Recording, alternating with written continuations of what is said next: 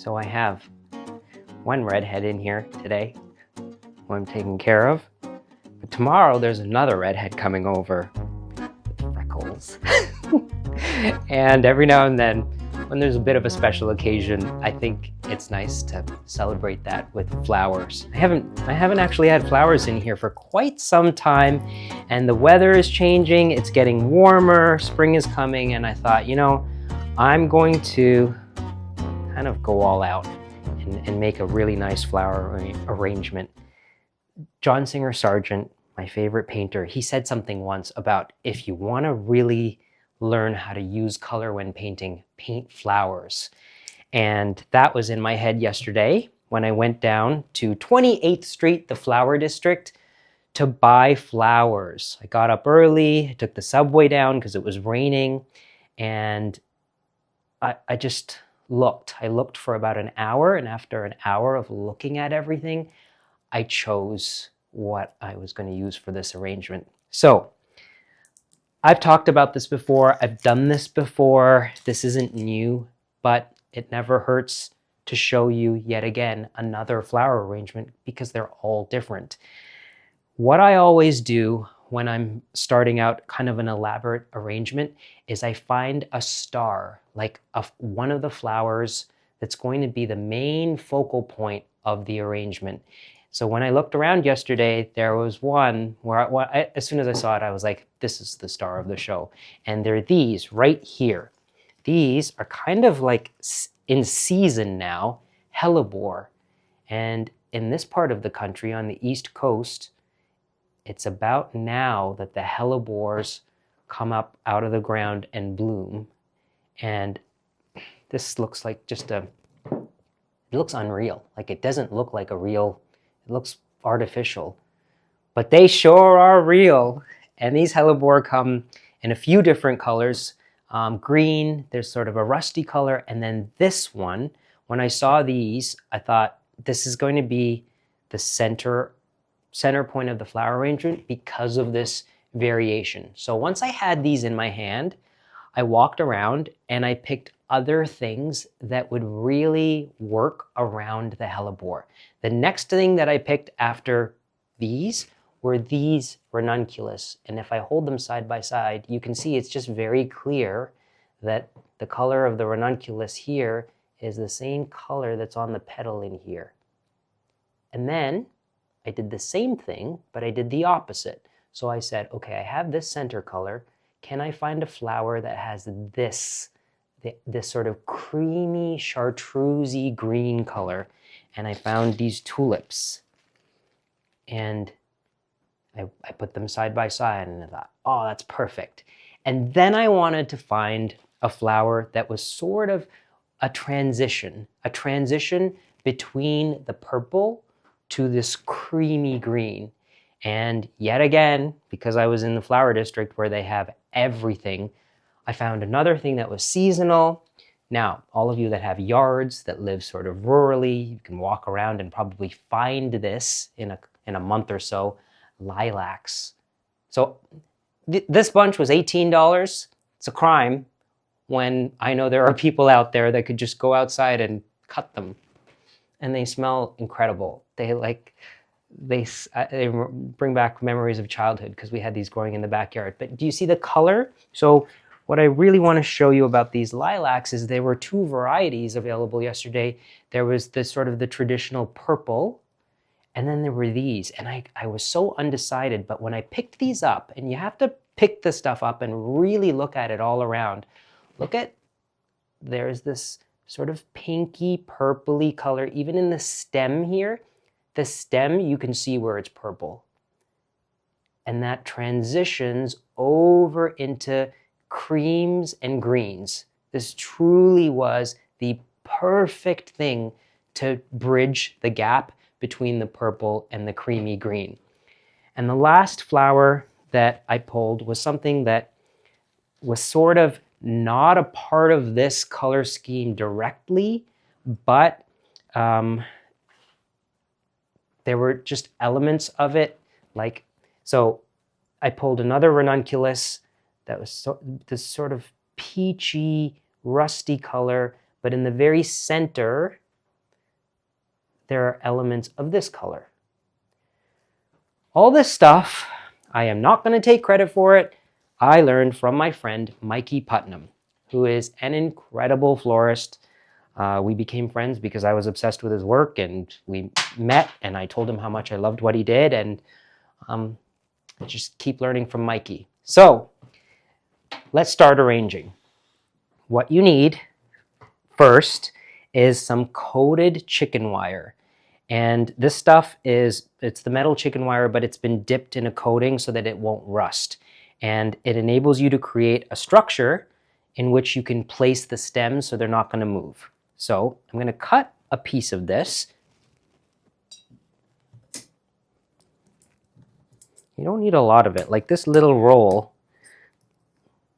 will last quite a while, because after this flower arrangement is done, you can save this chicken wire and use it again. That's usually what I do. Okay. So you make a kind of ball with the chicken wire by tethering the ends together like crisscross.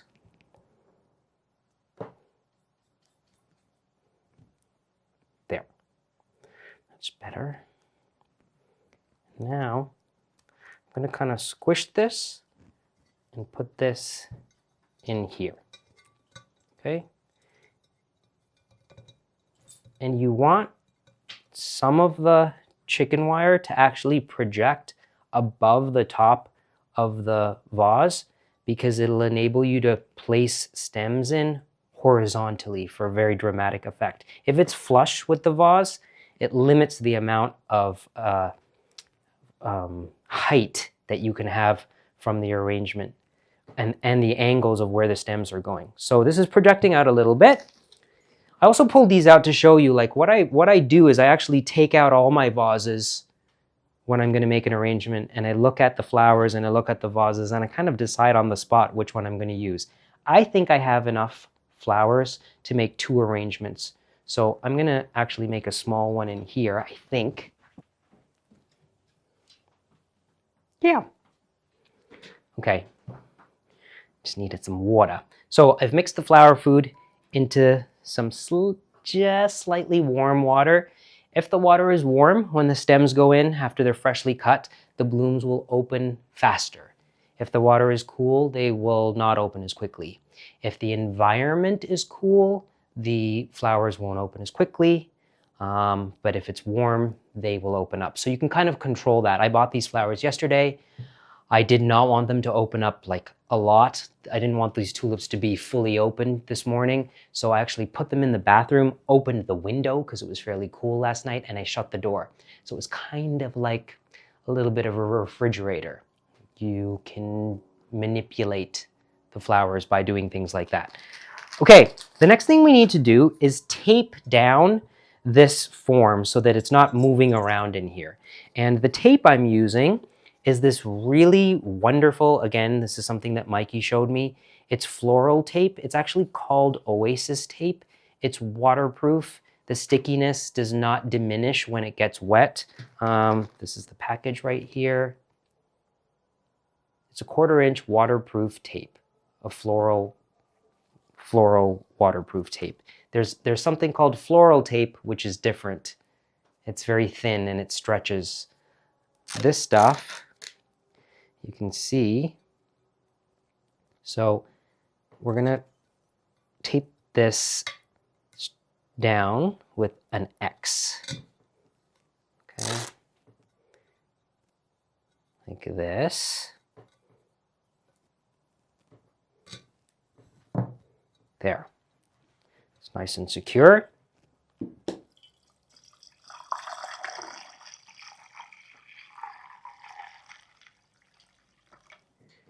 So the first thing that I start with an arrangement is a base, like something that fills up this space and covers most of the structure. That's my kind of base layer. And the base layer I always do with just greenery. So these here and these are my bought these just for my filler base. I'm also going to share with you my technique of economizing, especially when there are budget cuts and budget restrictions and tariffs and all kinds of strange things that affect the purse strings. I bought the fine flowers like the Hellébore and these beautiful Ranunculus. I bought those in the flower district. They're much more expensive in the flower district than Trader Joe's, where I went after the flower district to buy these. These in the flower district would be 3 times the price as Trader Joe's. So that's what I do. I buy the star flowers in the places where they're the finest, and then the sort of the little stuff I would buy it at the grocery store. So for this base, I'm just going to start inserting the stems and creating a kind of like a form, even with this. Now, another tip is I'm cutting the stem of what I'm going to put in, and I'm removing any leaves from the stem that would be in water. You don't want leaves sitting in water. That's what creates rot and mold. Like when you have a flower arrangement and it starts to smell, it's usually because the water is murky from leaves sitting in the water. So if you remove the leaves like this, your arrangement will last much longer and it won't start smelling. So do you see what I'm doing? Some stems are short, some are longer. I am inserting them in a direction. This is not just random. I didn't just stick this in here like this.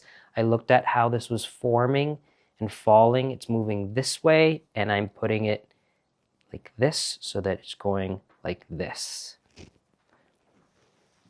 Okay. Again, so I would cut this and then remove the leaves. And the great thing about the chicken wire is it allows me to do things like this, where I could stick it in here and these are sort of cascading down over the side of the vase, but it's still firmly in place. It's not wiggling around at all. That's the real beauty of this chicken wire. Okay, and now I'm gonna go into here, get some of these with the little, have a little white flower on them that have a green center, which will pull nicely when I add the tulips in there.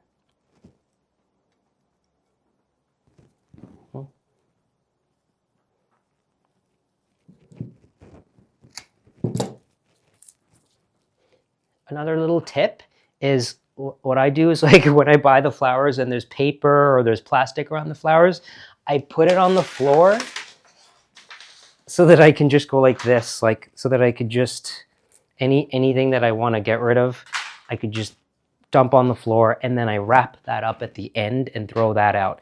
It just makes cleanup a lot faster and easier.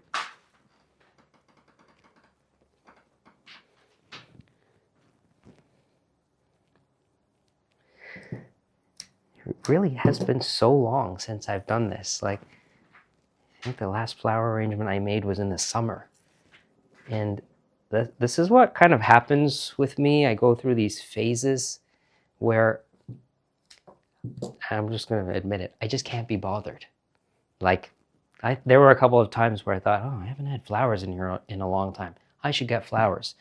But I didn't feel like it. I didn't feel like going and buying them and cutting them. And I think it was the dreariness of the winter, which is kind of the ideal time to have a flower arrangement in your place. But yeah, I just didn't feel like it. And then when it started to get warm, I felt like it again. You have to strike when the inspiration hits you.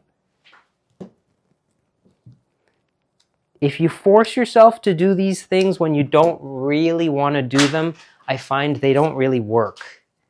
They don't really sing, because you're just kind of doing them, you're running through the motions thinking that you have to do them, but your heart's not in it.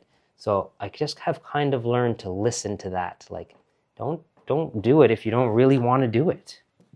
Now, the next flower that I'm going to put in are the lilacs. And lilacs can be very finicky. They will start to wilt. Sometimes you cut the stem, you put them in the vase, and they wilt, and you can't bring them back to life. One little tip that I was told, it works sometimes, it doesn't always work, is to bash the stems with a hammer, just to open them up. So, that is my hammer. There you are. Hammer time. Okay. So first, we cut the stem, right? And then, just bash it like that.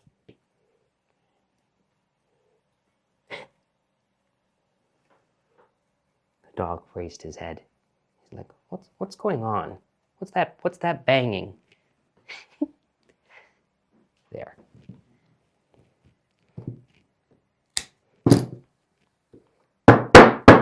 Sorry, dog. Sorry. Sometimes it's good to have someone keeping you in check. It's a noise police. Looks at me judgingly. What are you doing disturbing my sleep?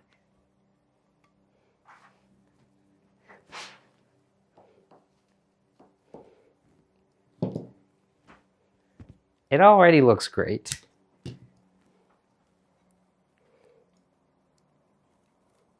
I bash the thicker stems of the lilacs. The thinner stems, I usually don't, but we'll see.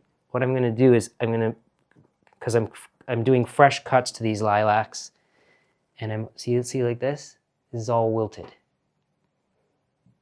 So I'm going to cut this, stick it in there, and if it doesn't come back to life, then I'll take it out again and bash the stem.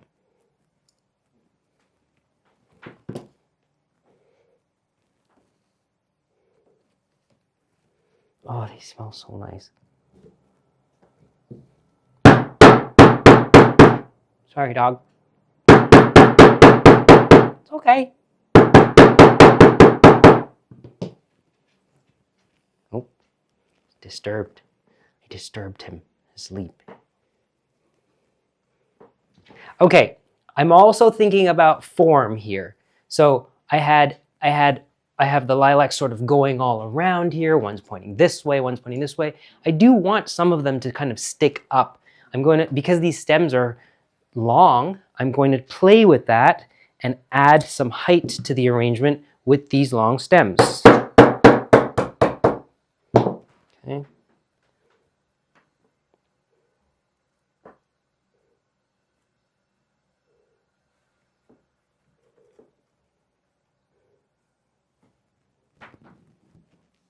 There. Now, next, I'm going to put in Ranunculus. These, look at these look unreal. Ranunculus, I think, in Greek, or like ancient Greek, means little frog. Pretty sure, little frog.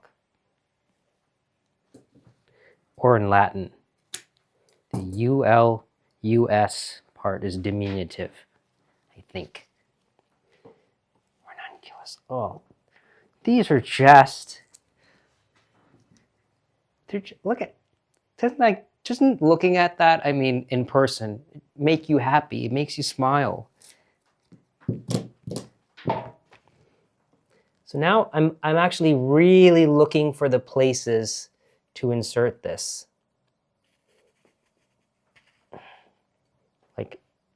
Like spaces in here where there's space for these flowers.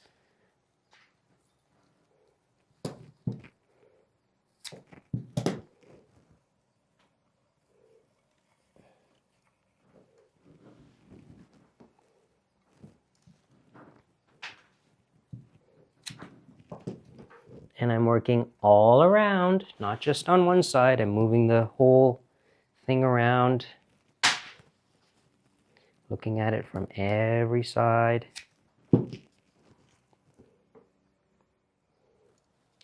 It's just so beautiful. I'm also, like, on this ranunculus stem, on this one stem, there was the bloom and there were 2 little buds. I'm going to use the buds as well. See how these buds look a little Dr. Seuss-like the shape? They're going like this. I use that. I look for a place where I can kind of stick that bud and showcase that curve. And it adds movement to the arrangement so that not all the stems are just pointing straight. Those little curvy bits make it look like the flower arrangement is actually growing out of the vase. Okay, that's good for the ranunculus. The rest of these are going to go into the small vase later. I'm going to set these aside and do that small one later. Now I'm going to put in the star of the show, the Hellébore. Helléborus. Beautiful, beautiful Hellébore. They feel ancient to me. Like this feels like something that would be growing in an ancient Greek myth.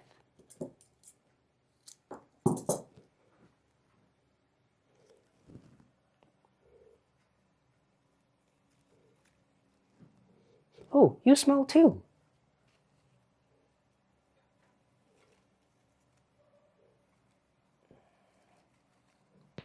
Nope.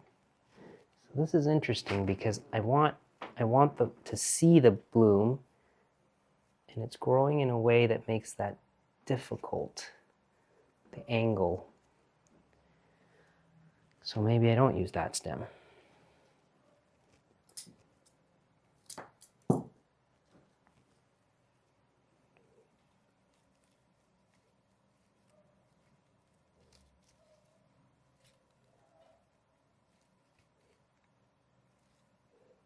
Nope.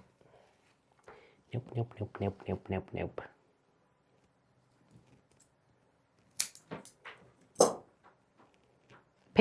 Pick up each stem and look at it.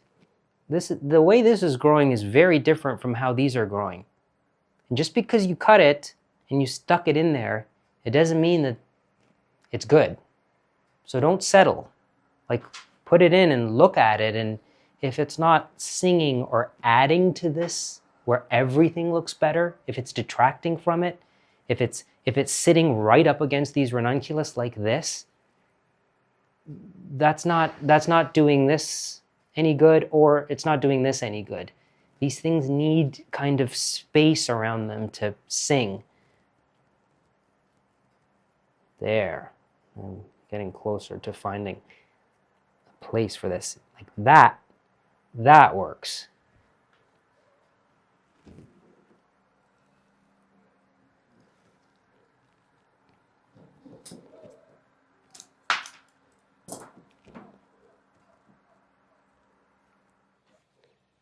Another thing to be conscious of is actually like editing the individual stem.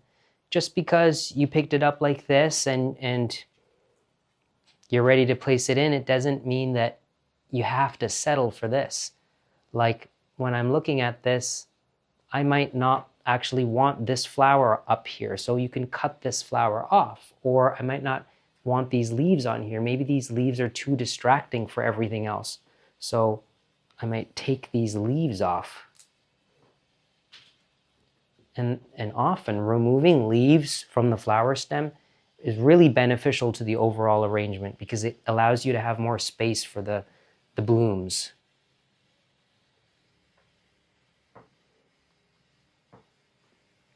There. Okay, so here we go. Here's an example of this. I stuck this in this stem. I really love this bloom here. I love this bloom here, but this bloom, it doesn't belong there. It's too distracting. So at this point, what I would do is go right down to the stem and cut it off. And immediately, I've opened up space around this ranunculus just by removing this stem. And your instinct might be, oh, I need to stick as many flowers in there as possible because I spent all this money on the flowers. Wrong, wrong. It'll detract from the overall goal if you just stick all the flowers in there. Again, if you have, I'm not going to use all of these in here, just create another small arrangement. This I'm going to work on later. So you don't have to worry about, you don't have to throw things away. You can use them in different places. Look at how beautifully that's growing. So I'm going to try to find a space for this. And maybe this is going to be one of those more horizontal. Oh, yes. Look at that.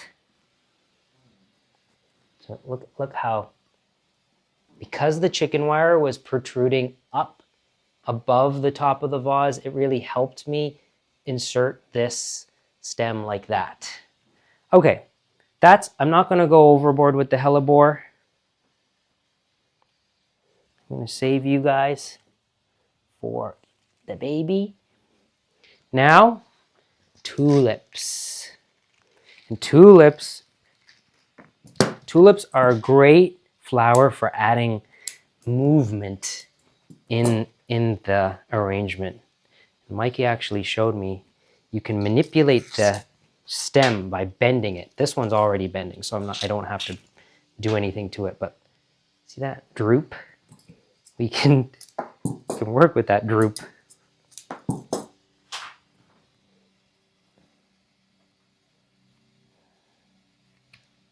There. Oh, he's very droopy. It'll perk back up now that it's freshly cut. I actually like to put the tulips in kind of groups. So I don't just insert them like, I personally don't like those arrangements that are where it's a variety of flowers and they're all evenly distributed. A tulip here, a tulip here, a tulip here, a tulip here, a tulip here, ranunculus, like evenly peppered. It reminds me of a flower arrangement that you would find in the centerpiece of a table at a wedding from 1987. Like, it's that look, the Laura Ashley look. The look that I like is something that feels like a painting from the 16th century, like a Dutch still life painting, where it's very dramatic. Things are sticking up, things are dropping over, things are falling, things are kind of staggered, curves, straight lines, high drama. That's what I'm aspiring to when I'm putting an arrangement together, and something like tulips really helped me achieve that, but it really relies on where the tulips are going. So what I'm doing is I'm creating like a pocket of tulips over here. I haven't turned this vase around and inserted tulips anywhere else other than on this side. And look at the way that bottom tulip is touching the table. Like, you might think, isn't that too low? No, not for what I'm trying to achieve. Drama. The tulip is going, I've just had it. It's really hard being so beautiful. I think I'm just done. I think I'm just done with life. Well, that's what we want from you, tulip. We want you to be dramatic, tulip. Do your thing. That's why you're here. That's why you're a part of the show.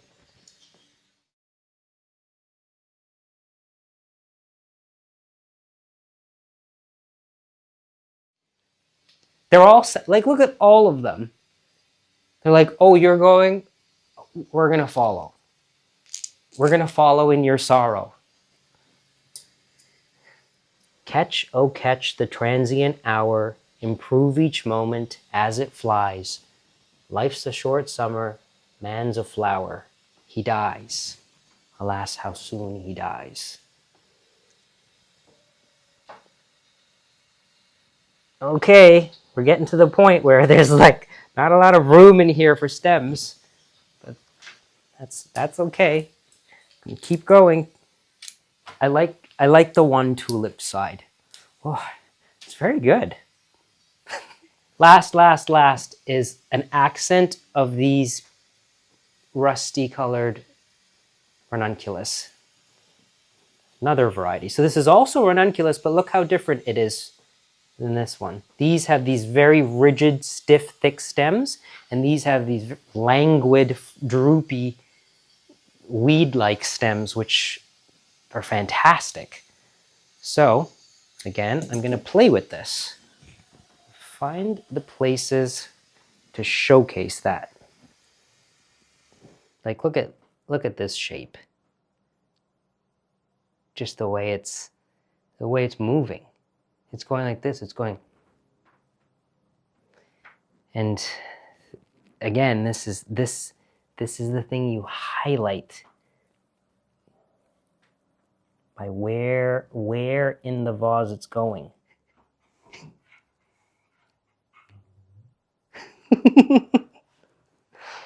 I love having a dog here.